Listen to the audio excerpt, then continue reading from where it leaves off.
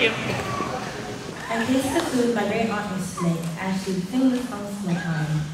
I see the people singing on a beat out of line. My fingers tap my laptop to the rhythm that I hear. People sing in harmony, their voices fill my ears. I imagine myself as one, trying to leave the past behind. But I cannot do that, so all I can do is cry. Just crying my sorrows away, not holding back one tear, wishing that I could get far, far away from here. I hear the people yelling, "You cannot hide!" as I leave everything behind. I smell the dirt above me as I hide away in fear, hoping that they will never find me running far away from here. The soothing sounds of birds singing to my arrival. The hills go like a stairway to the sky above. Where angels sing in harmony, praising my first steps. It smells like victory, it tastes like the sweetest of freshly picked berries. My holy berries, my great triumph. The forward beauty that is my chariot, I see a swing go out of my sight. Then my journey is complete, the Lord has guided me home.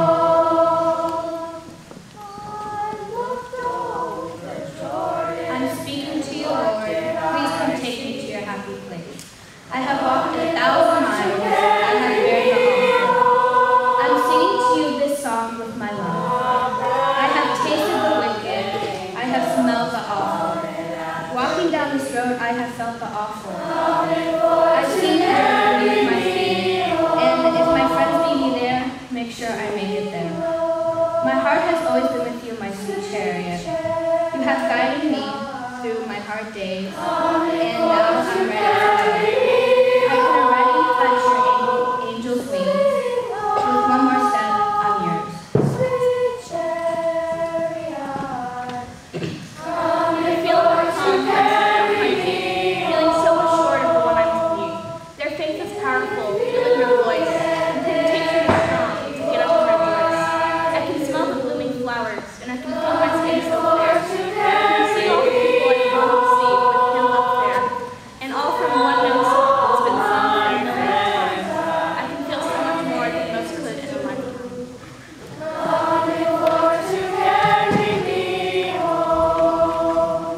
One woman is singing, now two, now 7 women, 4 men, singing in unison. They break up into different parts and sing a cappella. I see instruments in the crowd, and nobody is playing. Many different clothes, some with many colors, others with warm ones only. I touch warm grass, I smell the nature around them. I feel hard work, I smell sweat. I listen to many beautiful voices. I now listen to many beautiful instruments, exotic instruments, not the ones I've heard before. I see fun, I feel excitement. As the song comes to a close, fewer voices are heard, fewer instruments are heard, and as the screen goes black, celebration is heard and felt, and then all of the senses are stopped.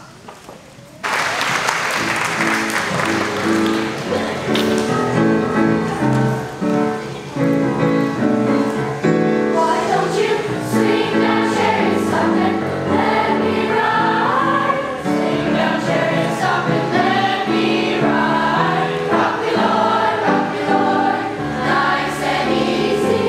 I've got a home on the other side. Well, Ezekiel went down in the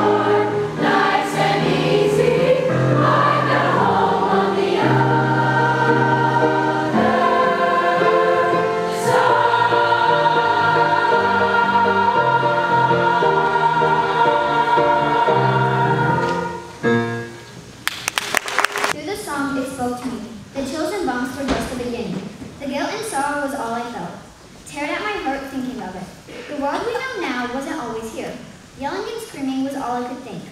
While they did not have a fair or forgettable life, sitting here thinking what it was like. Some people say you can forgive, but I say you can never forgive. Welcome, welcome, welcome.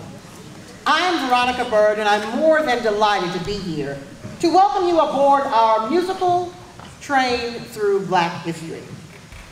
On this journey, you will be mesmerized by choral arrangements, enthralled by the sweet sounds of the jazz band, and inspired by the prose and poetry of your own West Jackson middle schoolers, as you've just heard. Let's give them another big round of applause.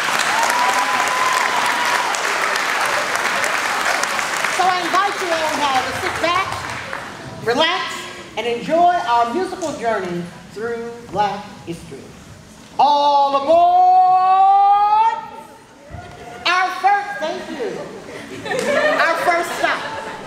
Our first stop is the Underground Railroad. Now, the Underground Railroad was not underground, nor was it a railroad. Instead, it was a loose and mysterious web of people, places, and things who helped slaves escape to freedom. It was against the law for the slave owners to teach slaves to read. And if they learned to read, they were duly punished. So slaves had to communicate some kind of way, and they communicated through song. Those two songs you just heard, Swing Down, Sweet Chariot, and Swing Low, Sweet Chariot, actually sound like songs when you're talking about dying and going to heaven. But those were what you call coded songs. Those songs had a message. If one slave heard it on one plantation being sung by another, it actually meant, swing down, sweet chariot, coming forth to carry me home. Now, when you think of home, you think of either going to heaven or going to your place where you live. But home, in this sense, was freedom.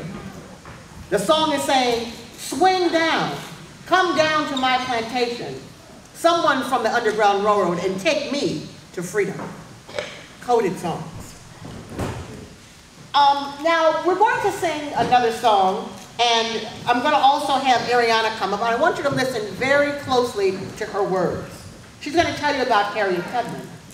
And this next song, I want you to think about it. Is this a coded song for the slaves, or was this a cautionary tale for the slave owners? You be the judge.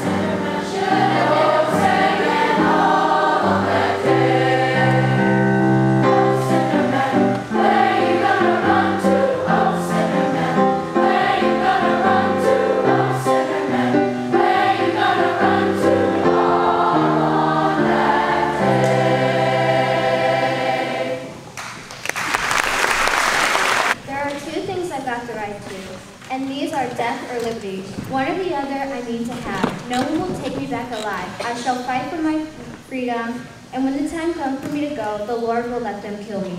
I am Harriet Tubman. I ran the Underground Railroad for 8 years, and I can say what most conductors can't say. I never ran my train off the track, and I never lost a passenger. I was born into slavery and never had a taste of freedom until 1849 when I was about 30. I founded Underground Railroad to escape to a new land where I could be free with my dear husband, John Tubman. But I knew I needed help to help my fellow slaves. They deserve freedom as much as I. They called me Moses. When they knew I was coming, they would scream and cheer and sing, "Come down, Moses." When I was raised under the spirit and faith of God.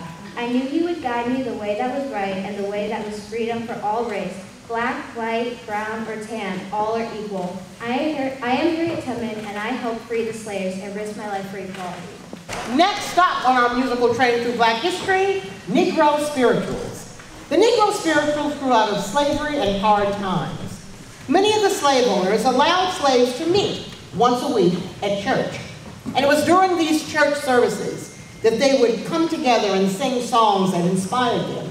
Messages from the Bible, hopes of freedom, salvation, and being set free. The spirituals were sung to help soothe, encourage, and uplift the slave spirits.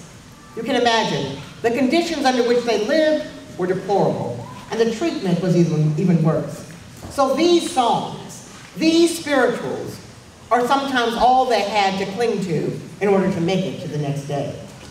The slave master would also allow slaves to sing during work time, when they were out in the fields or the men were working on the railroad. These songs were often improvised to make fun of the overseer, express frustrations, and sometimes just to pass the time. Many of the spirituals, the work songs, and those coded songs became more influenced by the European kinds of music.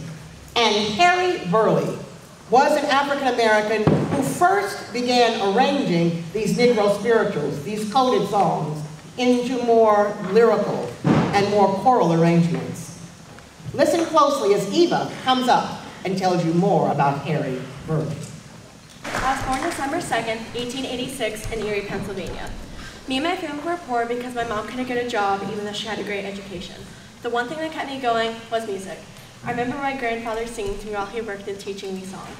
There's this one concert that I wanted to go see so badly, and I did, but it took a great while to get there. I was walking for hours in deep snow, but the music was so lovely it was worth it. When I was in my young 20s, I worked a couple of jobs to help support my family, but when choirs came to town, I would leave my work just to hear the lovely music. I sang in choirs, I even auditioned for a scholarship, and I missed the cut, but I ended up getting in because of good friends. I remember hearing composers and thinking, that's what I want to do with my life, and I did. I of course had to work hard for it, but you just have to believe in yourself, never give up on your dreams. And when you do that, anything is possible. Turn me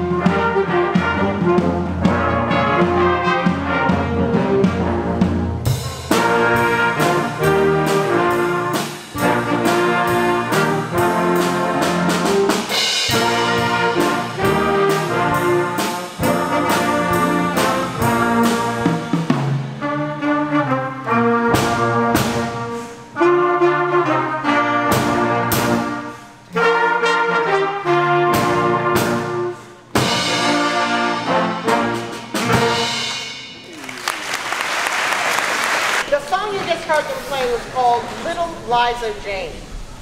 This song was written back in the 1910s, and it was often played during minstrel shows. This song has been reworked into many different kinds of musical genres, like blues, bluegrass, and even rock and roll. I also want to bring your attention to the song that the kids were singing about, Ain't Gonna Let Nobody Turn Me Around. That song was actually written in the 1900s, but it was made popular during the Civil Rights Movement. So if you think about during the Civil Rights Movement, how that song was uplifting, and think about it during the 1910s, how it also was uplifting for those group of people also. And as they were singing the song, they also infused some words. I'm not sure if you realize it, but there was a poem that was embedded in that song by Langston Hughes, who was a really popular poet during the 1920s. I'm going to read the words in case you didn't catch them, because they touch deeply.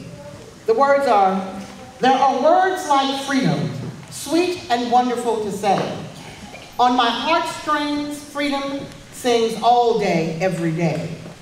There are words like liberty that almost make me cry. If you had known what I know, you would know why." Moving on. As this train pulls off the track, we've got another stop to make. This train is moving down the track and we're going to go into the Jazz Age. The Jazz Age is also known as the 1920s, the Roaring Twenties.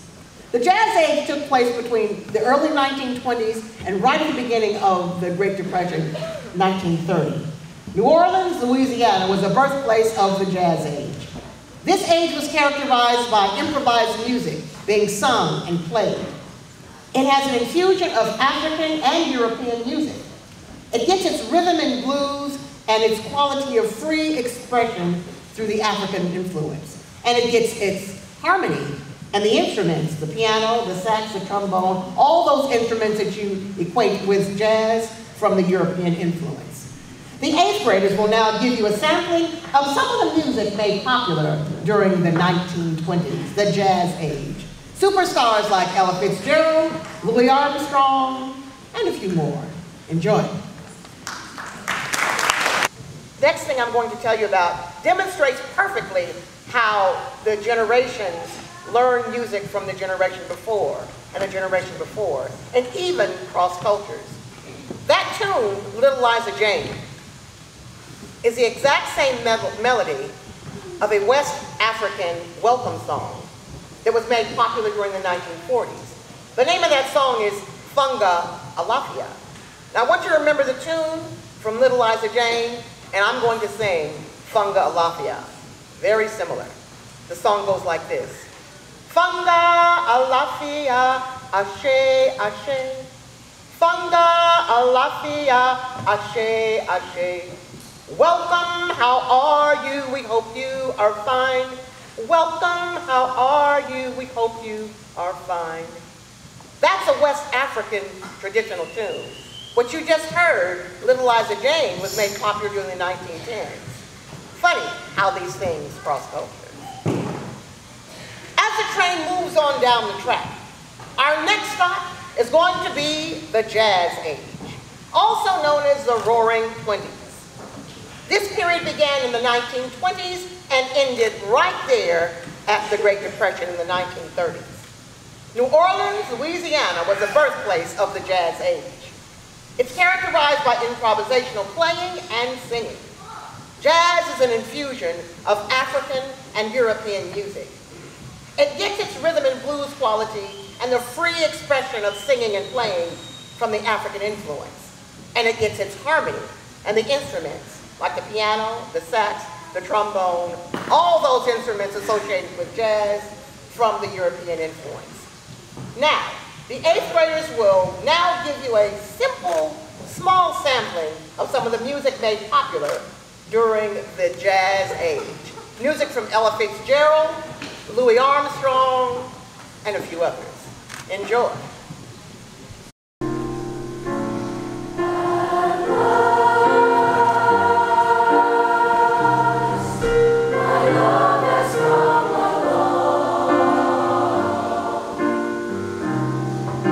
My lonely days are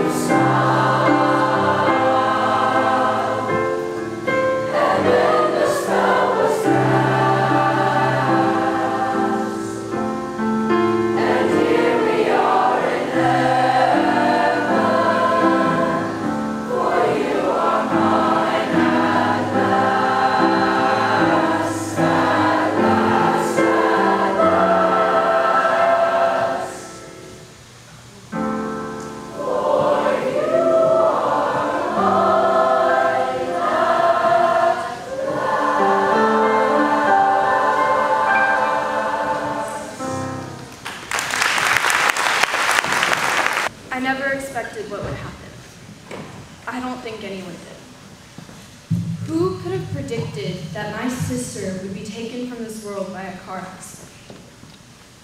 As much as I'm hurting, I know that poor Ella must be doing way worse. After her mother's death, there's no telling what went on between her and Joseph, her stepfather. She never talks about it. She never talks to me in general, but I have my suspicions. I never liked Joseph. Something about him wasn't right. And I'm telling you, whatever he did to my poor niece, just to think of Ella. Sometimes when bad things happen that you don't expect, it changes you. Ella used to be such a sweet girl. She loved to dance more than anything. She was such a bright young lady. All our teachers loved her, so I've been told. But now, she's been failing in her classes, that is, if she bothers to show up to them. She sneaks out some nights and doesn't come back in until the early hours of the morning. I don't know where she goes. Every time I ask, I never get an answer. Everyone grieves different. I figure I should let her get her anger out. Now, the police are telling me that she's been doing some bad stuff with some really bad kids and working as a mafia-affiliated numbers runner. They want to put her away. Not my Ella. Not my Ella Fitzgerald, I say. But it's not like I can deny she's been going too far. As much as I hate it, I think she's going to need some help. At least more help than I can offer her to deal with her loss. I've talked with the authorities, of course. They said that they're going to send her to the Colored Orphans Asylum in the Bronx. They say it's what's best. I hope they're right. She's in a dark place right now, but if she moves past it, she has the potential to do some great things in this world. Great things indeed.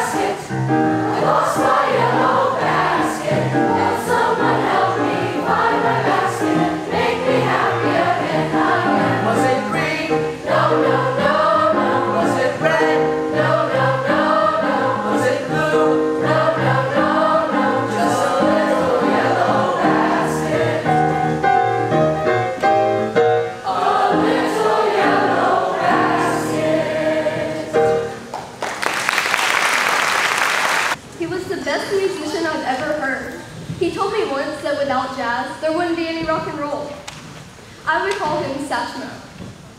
When I first met him, he told me that his birthday was the 4th of July, but I later found out that it was actually August 4th.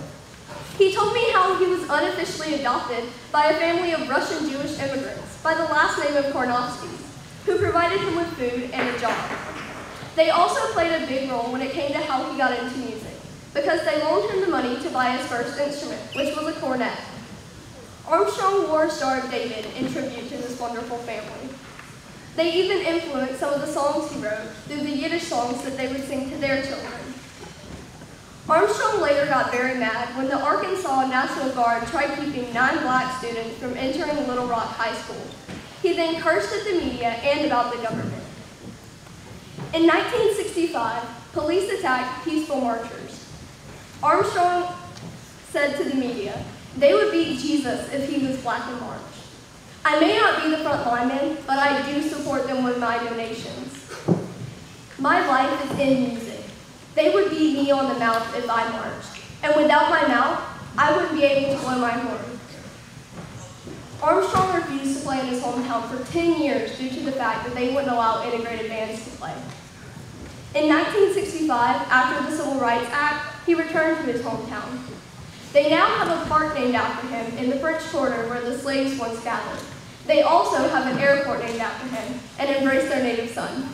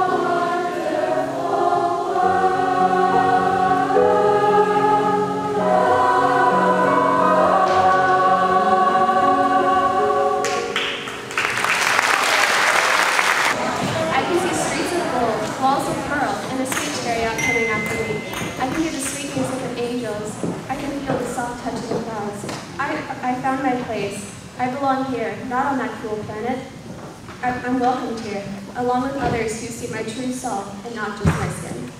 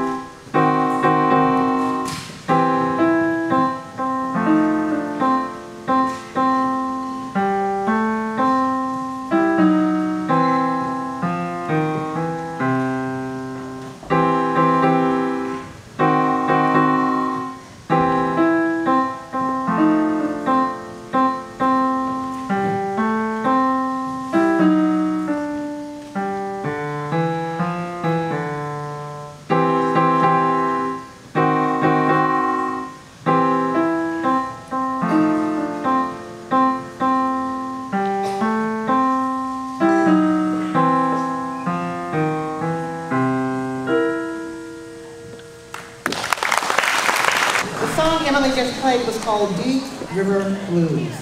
And the prose you heard was Caroline, who was speaking as Ella Fitzgerald's aunt, and then we had Hannah, who enlightened you about the life and times of Louis Armstrong.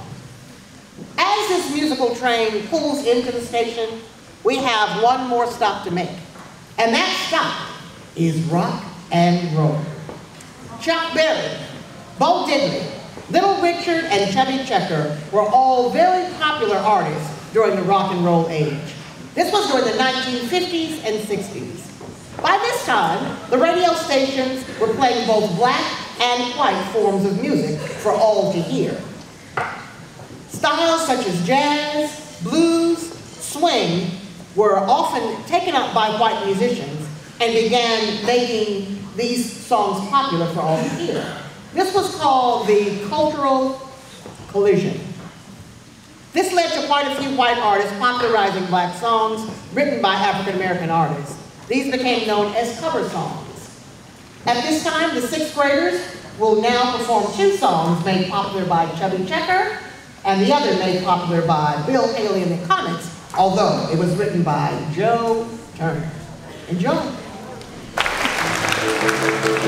Come on, everybody, clap your hands. We're gonna do a twist and it goes like this. Let's twist it like this. We'll be right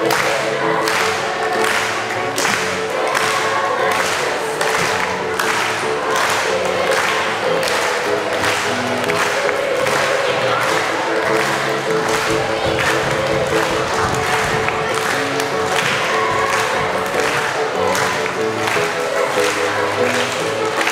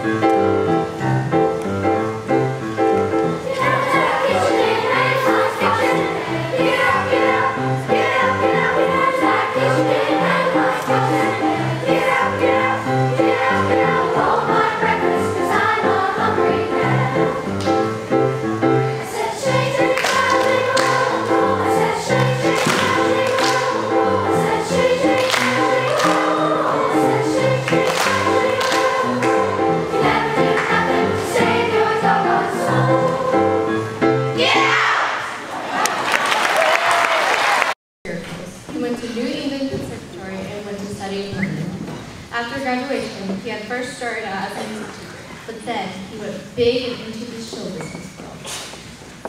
From then on, me and John had started making songs together along with Bob Cole. Bob had helped us with lyrics all the way through until his death in 1911. May he rest in peace. John was an excellent composer and created wonderful songs. He created Negro spirituals and had made poems. He had also performed in musicals. The songs he's most known for is Walk Together Children and Lift Every Voice and Sing. Lift Every Voice and Sing had even become the national anthem of the National Association for the Advancement of Colored People. Every time I saw him sing, there was always a smile plastered on his face. It always made me smile, and I would bump along the beat with him. I enjoy making songs with him, and we'll keep doing it together along the way through life, making sure everyone is happy. Michelle just gave you some information about James Weldon Johnson, who, as she told you, wrote Lift Every Voice and Sing.